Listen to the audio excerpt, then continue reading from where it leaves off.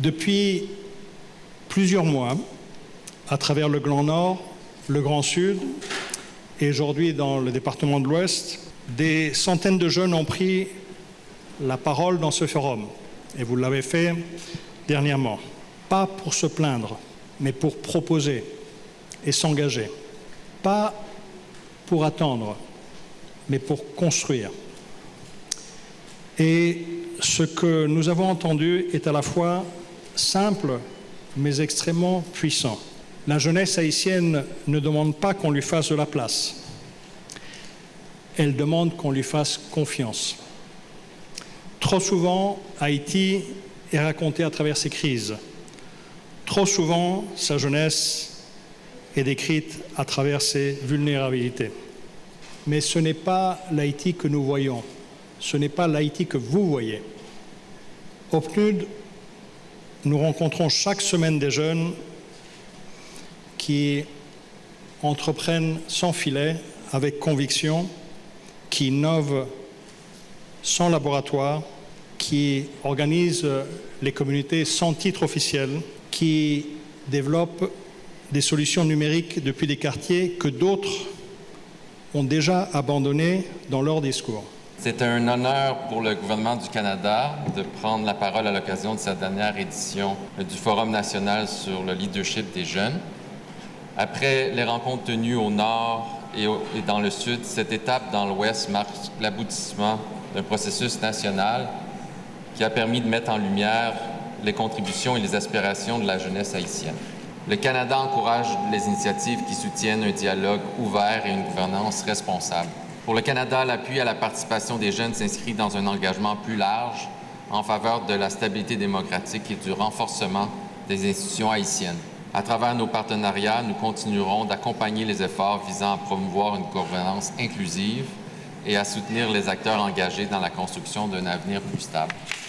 Le ministère du Commerce et de l'Industrie se réjouit de constater la présence et l'engagement des différentes entités réunies aujourd'hui autour de cette même volonté de dialogue, de collaboration et de recherche de solutions concrètes aux défis auxquels notre pays fait face. La diversité des acteurs présents témoigne de l'intérêt accordé à cette initiative, ainsi de la nécessité d'une action concertée entre les pouvoirs publics, les opérateurs économiques et les collectivités territoriales, les partenaires institutionnels et les organisations de la société civile.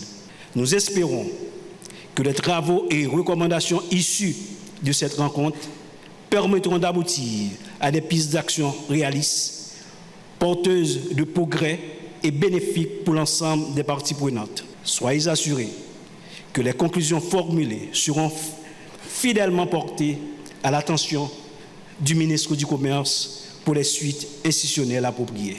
C'est avec un grand honneur et une grande espérance que je prends la parole aujourd'hui à l'occasion de cette restitution du forum sur le leadership des jeunes en Haïti.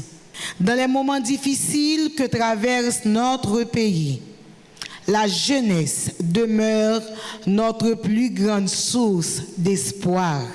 Voir des jeunes venus du Nord, du Sud et de l'Ouest se réunir pour réfléchir ensemble au leadership, au civisme, à l'engagement citoyen et à l'avenir d'Haïti est un signal fort. Cela nous rappelle qu'au-delà des crises, notre nation porte encore en elle une formidable énergie de transformation.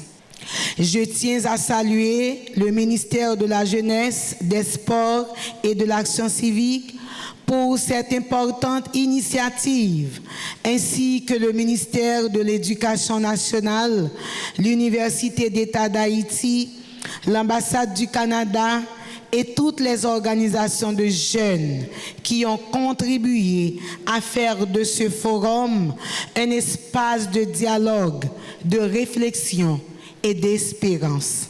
Pour le ministère de l'Éducation nationale et de la formation professionnelle, ce forum représente une grande opportunité pour la valorisation de l'éducation citoyenne, le renforcement du leadership des jeunes élèves et étudiants, la promotion de l'engagement communautaire de ces jeunes et la consolidation des liens entre le système éducatif et les dynamiques nationales de développement. Mesdames, Messieurs les représentants du PNUD, le ministère de l'Éducation nationale et de la formation professionnelle ne peut que vous remercier, vous féliciter, vous encourager et vous accompagner dans cette initiative louable et tant importante pour le pays. Pour répondre aux défis sociaux, économiques et environnementaux, le CAPP, Centre d'appui aux politiques publiques, accompagne les décisions publiques en produisant des analyses et recommandations pour une gouvernance inclusive et responsable. Avec le soutien du PNUD, ces institutions ont conduit un processus inédit de consultation de la jeunesse haïtienne. 3 forums ont été organisés dans le nord à Limonade, au Caille dans le sud et Port-au-Prince dans l'ouest. L'objectif était de recueillir des propositions concrètes pour une gouvernance inclusive et responsable. Des forums s'inscrivent dans la logique des objectifs de développement durable, notamment l'emploi, la paix et la justice et le partenariat. Les consultations ont été massives. Plus de 1050 jeunes regroupés dans plus de 134 communes. La méthodologie reposait sur une approche participative, identifier les besoins, définir les actions, préciser les responsables et fixer les horizons temporels. Les priorités identifiées sont claires et chiffrées. Le Conseil consultatif de jeunesse, 100%, modernisation des institutions, 95%, sanctionner la corruption, 93%, plateforme numérique électorale, 77%, réforme des procédures électorales, 74%, sécurisation des bureaux de vote, 69%. Ces chiffres montrent une convergence nationale autour de la transparence et l'intégrité. Je vais vous présenter l'ensemble des recommandations qui ont sorti des discussions menées à travers le pays. Ces recommandations se portent sur 4 grands axes. Premièrement, institutionnaliser la participation des jeunes aux décisions publiques. Rapprocher les services publics de la jeunesse. Créer davantage d'opportunités économiques pour les jeunes.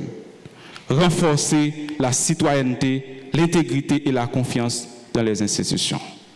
Pour institutionnaliser la participation des jeunes aux décisions publiques, les jeunes demandent une participation réelle, durable et structurée aux décisions qui concernent leur avenir. Ils recommandent prioritairement la mise en place d'un conseil consultatif de la jeunesse comme espace permanent de dialogue entre l'État et la jeunesse haïtienne. Pour rapprocher les services publics de la jeunesse, les jeunes appellent à un État plus accessible, moderne et proche des citoyens, notamment à travers la modernisation des services publics, la digitalisation administrative, un meilleur accès aux documents d'identité et à des devoirs publics, à des services publics simplifiés et efficaces.